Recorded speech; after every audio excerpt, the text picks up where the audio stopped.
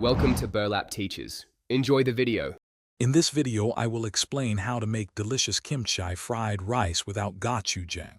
First, gather your ingredients. You'll need about 1 cup of well-fermented kimchi, 2 cups of cold, day-old cooked rice, and your choice of protein. Pork belly, spam, or even a fried egg work wonderfully.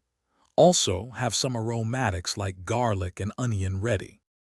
Now, let's build that incredible flavor.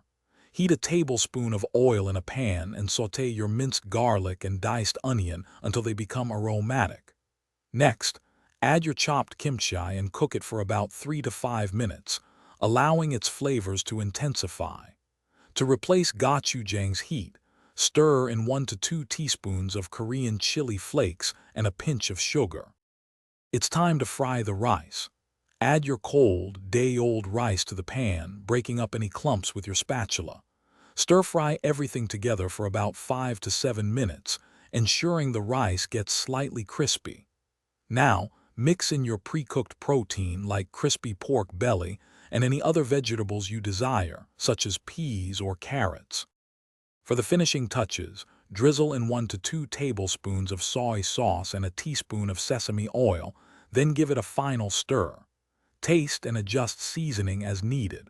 To serve, transfer your delicious kimchi fried rice to a bowl.